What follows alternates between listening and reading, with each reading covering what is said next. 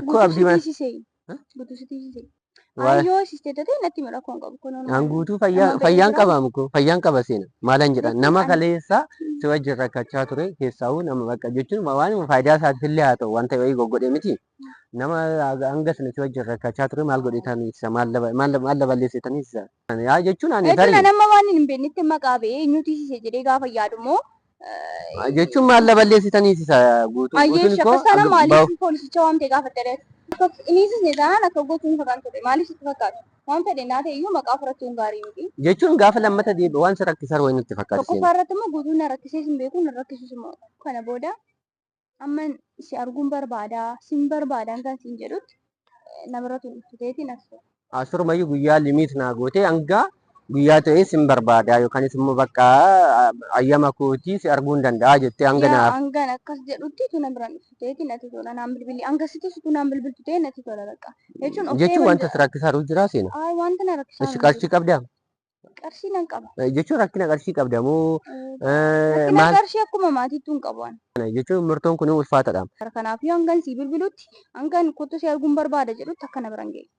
Naan bilbiliinis si bilbileen anatu sitti haasa'a jechuudha. Yeroo naam jetuttan si bilbila malee ati yeroo si mijatutti naam bilbilin akka kana dura. Ashamaa hizbii kiyyaa akkam nagaa keessanii jira galata rabbii. Nagaa keessanii jireenyi akkam alaamanni isaa namni guddaa xiqqaan maatii waatis nagaadha. Ana bira hunduu bareeda. Baga nagaa taatanii har'as deebi'ee dhufee jira. Jireenyi akkamii warri alaa warri keessa ammas nagaa taa'eef anis nagaa koo hin jira hundaafuu jiraadha. Har'a waan tokko kan dhufe dhugaa har'a akkam ta'etanii egaa mana sirreessaati bahee yookaanis immoo seenanis immoo egaa butamte. Egaa abbaa manaa ishee duraaniitiin butamte. Waliin agarree ture seenaadha. Har'a maaliif hin jira maaliif hin jira seenaa baasee wakii oofuu yookaanis immoo wakii nyaachisuudha maali. Bakka walumaa galatti fataa jechuun barbaade seenaa wajjin. Innaa seenaa yaamee tan ture ishee wajjin fataa jechuun barbaada. Hundaafuu hanga isheen dhuftu immoo mee dhibban tokko tokko haasofnu. Namoonni tokko tokko baay'een keessan maal jechuun walumaa galatti namoonni koomantii barreessaa jirtanii asittis ta'e jechuutti yookaanis immoo nama baay'ee irratti ilaalaa jira. Waa'ee seenaatti namoota waa'ee seenaatiin viidiyoo wal qabatee hojjetan baay'een isaanii akka waan ilaalan ture koomantii isaanii akka waan caalan maalidha kana mana xunqaa'ee ta'ee dhaqeetu seenaa raatessee yookaanis immoo akka seenaan caalatti deebitu godhee wayititti yaadaa jirtu. Ani kana maal jedhee akkan isinitti himu hin beeku. Jechuun namni waa baay'ee yaaduu danda'a isinitti fakkaachuu danda'a garuu ani maal akkan jedhee isin hubsiisu hin beeku tarii. Jechuun gaafuman jecha saniyyuu jedheetu deebi'ee gaafa dhaggeeffadhu baay'ee tokko rifadhe dhugaa rabbi. Waa'ee xunqaa'ii maal inni jedhamu kuni ani gaafa sana xiqqoo jechuun walumaa galatti miira aariin natti dhagameeti kanan isiniin jechaa ture. Amma isinii galadhee yaada garuu amma na hubattu jedhee tan yaada. Fayyaan qaba ishee akka kootti fayyaan qaba amantaan qaba. Jechuun nama xiqqoo sammuudhaan bal'isee yaadu jedhee yaada. Amma isinitti fakkaachuu dhabuu danda'a nama yaadu.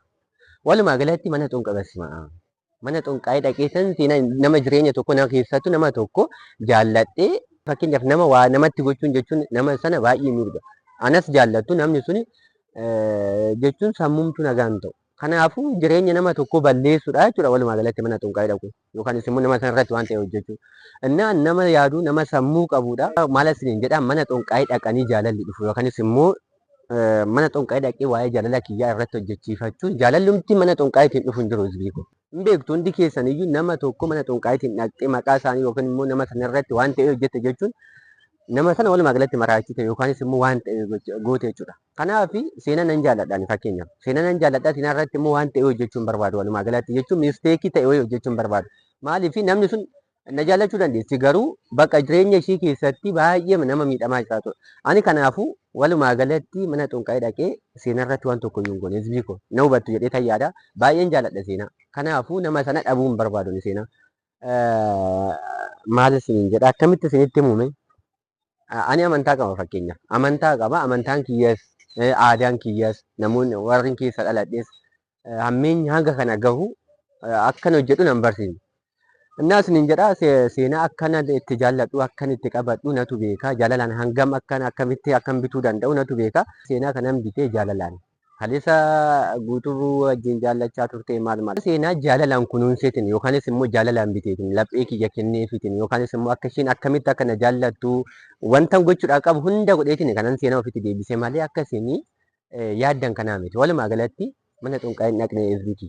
Mana xunqaa hin nama hin jaalladhu miidhuuf mana xunqaa hin dhaqan. Fakkeenyaaf wanti asirratti isin gorsoo jiraate namni tokko isin dhiira taatanii jechuudha. Durba tokko argachuu fi hin boo'ina jala deemtanii jala dhaqxanii bakka naanaan jedhina. Imimmaan buusanii hin boo'ina warri dhiiraa keessattuu jaalalaan bitan durba akkamitti akka jaalalaan bitan yoo barbaadan immoo isinan barsiisa. Innaa seenaa kanaan jaalladhe yookaanis immoo seenaan nama durii sana yookaan immoo guutuu dhiistee akka gara kiyya kan deebitu akkan godhe jaalalaan biteetin yookaan immoo laphee qulqulluu kenneefitin jechoota jaalalaa fayyadameetin akkamitti akka gara kootitti deebitu sana malees immoo jaalala akkamitti akka na wajjin jaalala itti fuftu barsiiseetin isinin jedha. Innaa isin akka na laaltan kanaa fi akkinan seenaa wajjin jireenya akkamii akkan jiraatu yookaan immoo haala kamiin akkan ishee wajjin haasa'u keessa kiyyaa fi seenaa qofatu beeku. Kanan isiniin jedhu seenaan baay'een jaalladha. Baay'ee na jaallatti. Hunda dursitee immoo hunduma gartee immoo gara kiyyaatti deebitee akkamitti akka jaalalaan bitee waan an beektuuf waan akka hagam akka hin jaalladhu waan beektuuf kallattii kiyya dhuftee isiniin jedha hordoftoota koo maal isiniin jedha kana caalaa. Kanaafuu namoonni baay'een keessan koomentii irratti immoo wanta hamaa barreessitan jirtu. Jechuun hammeenya kiyya namoonni haasoftan jirtu. Sana ana osoo hin taane caalaan nama akkamii jedhaatu seenaa gaafadha. Seenaa mee walumaa galatti gaaf tokko mee caalaan akka jaalala akkamii sii kennaa ture akkamitti yoo si qabachaa ture maal taateeti immoo gara isaatiitti deebite dhuguma qoricha sitti godheeti yookaanis immoo mana xunqaa'ee dhaqee sirratti hojjechiiseeti immoo kan gara caalaa deebite yookaanis immoo waan ta'ee si godheeti immoo dhuguma jaalalaan si bite hagam jaallata hagam si jaallata akkamiin immoo jaalala keessan oofaa jirtudhaatu seenaa gaaf tokko viidiyoon hojjedhudhaatu ishee gaafadha. Maal jechuun gaafa sana mee viidiyuma ishee argaatu gaafa sana dhuguma caalaan dhugaa qabaayee yookaanis immoo dhuguma jaallatti dhuguma jaalaluma dhugaadhaan hammatee ofitti deebisee jettanii gaafa sana na hubachuu dandeessuun siniin jedha. Maalan siniin jedha waan bira. Ammeenyatti nan beekina kana booda na hubattu jedhee yaada baay'ee tokko akka seenaa jaalladhu asumaanuu kan isinitti immoo barbaada. Amma immoo seenaa waamiin ture hanga sanii maal siniin jedha dhufaa jirti isheen yookiin as gahaa jirti isheerraa afaan isheetirraa hin dhageessu. Seenaa wakii wajjin fataa jechuun barbaada. Fataa jechuuf kan jira irraa wakii bahuu barbaadna. Isin immoo isinan jaalladha namoonni jajjabeessaa jirtan fayyaa naataa yookiin as gahaa jirti.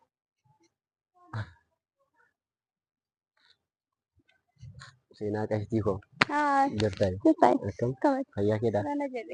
Rakkoon qabu mataarra hoonaa jettee jirta akkam egaa gaafa maalidha osoo butamiin duraadha sin agarreeku erga san sin agarree miti.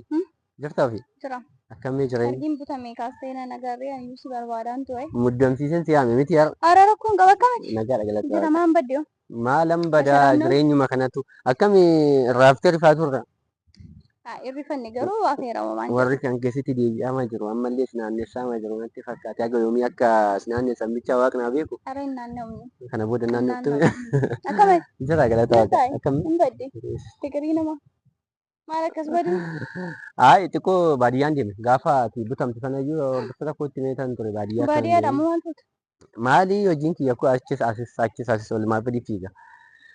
Har'a egaa anis mana hidhaati bahe yookaanis immoo atis immoo egaa butamtee deemte fataa si godhee hin beeku. Maala yaadee ta'e har'a mee fataa masi gochuu laata baqa jechuun baasee maa idduma ta'e wayiitti yookaanis immoo hoteela guddaa isaa ta'u bakkuma hawwii kan kee waan maatii si gochuu barbaadu si gochuu hin barbaadu. Akkamii haa deemne galgala achi xiqqoo siqnee sa'a lama booda maal osoo deemnee ati tola. Wakii Ani baanu garuu amma irratti miira ba'uu hin qabu. Dhugaa dubbachuudhaaf miira bakkee deemuu hin qabu. Dhiifama garuu jechuun namaamuu kee waan seenaa koo si yaadeen Hayi nan beeka garuu jechuun fataa jedhee si wajjin jechuun fataa si godhee hin beeku dheetin yookaanis immoo wakii baanee hin beeknu egaa gaafa bakka ji'oota gadi lakkaa'atan natti fakkaate egaa baanee miti bakka irra immoo osoo baanee fataa jennee wantoota bakka wakima baanee wayyuu akkasii yaadee ture. bareeda ture garuu jechuun miira amman keessa jiru Amma akkoo hordoftoota kiyyaanuu nan baanaa bakka isheen tola naa jette dheen itti nan beeka akkoo bashannanuun hin barbaadu amma irratti waan hin yaadu waan meeqan qaba. maali seenaan tasgabboofne moo ammoo tasgabbaa'uu jechuun እኮ akkasumatti waan dhufu miti beektee namaan yaaduma waan baay'eetu jira እና caalaan bahuudhaaf fedhan Garuu qabu. muudiin kan kee akka duraanii natti fakkaachaa hin jiru. Maaliif mataa si dhukkubaa jira moo mataa sitti ulfaate waan isaan beeku? Mataan natti ulfaataa jira. Nagaadha miti ofii? Nagaa godha waaqa galate. Amma bakka ishi jajjabaattee otoo baate natti tola. Jajjabaadhu tumamee har'umallee ta'u. Dhugaa dubbachuudhaaf harrayyuu saabati baay'ee tokkoon si barbaada naan jettee anis immoo saaba waan si gaafa dhunqabaafan si bira dhufe malee hanga kanaatti si bira dhufee si jeequu si hin barbaanne si bira dhufe si bira dhufuus immoo hin barbaanne ture garuu jechuun caala maal jedhee akkan sitti hin beeku akkan si gaafadhus hin beeku garuu Ani koo abdii maal? guutuu si tiisisee. Maali gaaffii biraa na gaafata seenaa amma Ayyoo sisteetatee natti mira koon qabu kun hanguutuu fayyaan qabamu ko fayyaan qaba seena maalan jedhan nama kaleessa si wajjin rakkachaa ture keessaa'uu nama bakka jechuun waan faayidaa isaatiifillee haa ta'u wanta wayii goggodhe miti nama hanga sana si wajjin rakkachaa ture maal godhetaniisa maal balleessitaniisa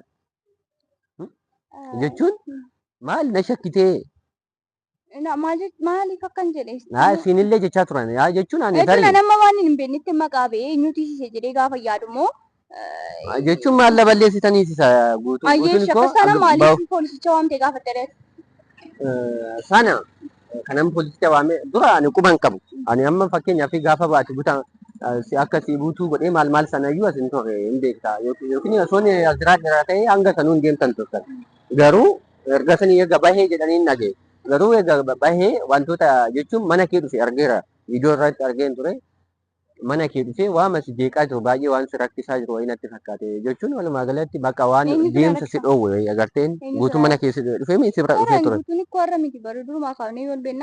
Jechuun bakka sanitti bakka jechuun maaliif kaleessa si buutee har'a immoo daa'immas deddeebi'ee waan mana kee dhufaa jiruuf yookaanis immoo wanta wayii sirratti uumuudhaaf yookaanis immoo amma immoo badiima biraa wayii sirratti gaggeessaa jechuun akka inisis taanaan akka gochuun fakkaan ture maaliif sitti fakkaata? Waan fedhe naa ta'e iyyuu maqaa fudhachuun gaarii miti. Jechuun gaafa lammata deebi'u waan si rakkisaa wayii natti fakkaata. Tokkoffaa irratti immoo guutuun na rakkisee hin beeku na rakkisus immoo. Maali buttaa sun ikkoo rakkisuu miti wal butuun yookaanis immoo hanga sana waan ta'e. Waan rakkisuu miti. Ani kanaaf sanan sana rakkina ta'uu danda'a. Jechuun amma laale gaafa wanti sun hin dhaabbatee maasitti fakkaate nama waan jechuu barbaadu wanti sun hin dhaabbatee si jammar immoo seenaatii si seenaan jechaa jiru. Ati immoo gaafa akkasitti gaafattu maaltu ta'a dabalatamoo siitu deebi'ee maqaa si badaa jechuudha. Sana maqaan baduu isaa beekamaadha jechuun jedhanii irras garuu ani kan waan baay'ee masa rakkisaa jiruuf deddeebi'ee wanta karaa adeemsa si dhoowwe kan akkas jireenyuma kan keetu akka hin hojjenne akka hin jiraanne waan si dhoowwaa jiru wayii natti fakkaate gaafa mana kee dhufaa ture.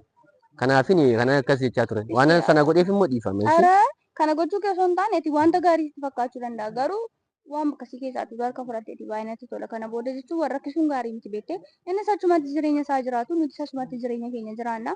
Hanga kanaatti deemtee isas intinii ta'uun baqa hundaa'um sammuu kee keessaatti baasnee guutuu. Ishi ammas rakkisaa raame amma waama sanatti. Guutuun na rakkisaa hin jiru na rakkisees hin beeku na rakkisus immoo. Ishi dhiphuuni. Yoomiyyuu na rakkisee hin beeku. Dhiphuu wayii sitti jira miti walumaa galatti. Ko ani yoon dhiphadhee dhimma mataa kootii kan dhiphadhe beekte wanta na dhiphisu waan baay'eetu jira. Bakka kanaatu warra fataa jedhi bakka na wajjin bahiitoo fataa jedhi indoom bakka bakkuma gaarii bakkuma sitti tolu wayii si fuudhee deema dura. Ani barbaadaan jiru beektee xiqqoo miira gaarii keessan jiru yoo na hubattatee irra deebiin sitti miira gaarii keessan jiru. Seena silaa osoo beekte kun arguun kan keetu koo akka gammachuu tokkotti ilaaluu qabdaati. Dhugaadha koo dhugaadha garuu anamma miiran keessa jirudha ka. Baadii xiqqoo ishee naaf hubadhu. Kanaafuu tole jettee har'a wajjin miiran keessa jirutu gaarii miti. Bikooti saaban dabbara maaru deemmoo waan biraa ta'uu saaban hin barbaanne nama tuuri yeroon itti hojii bee yeroon itti bashannana dhaqee yeroon itti fataadha miti.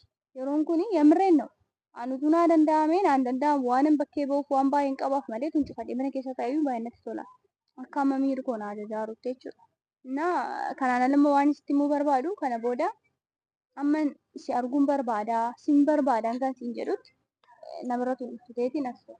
Asurumayyuu guyyaa limiit naa gootee hanga guyyaa ta'ee sin barbaadaa yookaanis immoo bakka ayyama kootii si arguu hin danda'a jettee hanga naaf. Hangan akkas jedhutti tuna biraan dhufteeti natti tola naan bilbilli hanga sitti situ naan bilbiltu ta'e natti tola bakka.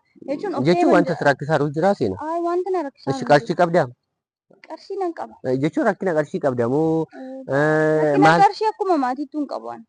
Jechuun yoon dhabees immoo beekaan jira yoon beekaan dhabe immoo maatiin koo hin jiru. Jechuun rakkachaa jechuun amma dhiphachaa jirta yoo silaalu hanga kana murtoo kana jechuun murtoon kun ulfaataadha. Hangan gaafan si arga jedhutti akka nan agarreechaa jirta.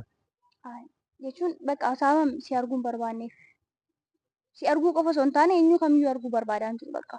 Yemirreen no nama kamiyyuu arguu barbaadaan jiru. Si qofa miti. Bakka mana of ta'ee man jiraachuu barbaadaa jira. Taa'uun barbaadaa. Kanaaf yoo hangan si bilbilutti hangan kottu si arguun barbaada jedhutti akka na biran ga'e. Naan bilbiliinis si bilbileen anatu sitti haasa'a jechuudha. Yeroo na mijatuttan si bilbila malee ati yeroo si mijatutti naan bilbilin akka kana dura. Murtoo gaariidha kaamee laallaba waan ta'uu ilaalla jedhe. Kanaafuu wanta hanga kanaatti immoo si Bakka dhibbisuu shan isa kana booda dhiisitoo isuma irraa yoo wakina wajjin baatin ta'u. Rabbi bakka waan Bakka yoo kana guddatee sa'aatii takka na wajjin turte. sa'aatii tokko miti sekendii tokko sanas dhaabachaa jiru mataan na dhukkubaa irra caala. Haa Nalageesse ta'u yoo na hubattatee yoo biyyaansi obboleettiin qabdaami bakka miiran keessa jiru kana na hubadhuuti bilis bakka. Naa dammoo guutuu ayyantinii taatu An guutuudhaan maalan jedhaan kun wanti dararaa jiru wayii waan bakka asa waa'ee isaa irraan fadhuuti dhiisii jireenya keenyatti foona taanaan taa'ii hangan si bilbilutti naa bilbiliin hangan si waamutti na biraan dhufin kanuma kanaa ala waan si taasisan qabu ta'a. Ayya. Nagaa ta'e.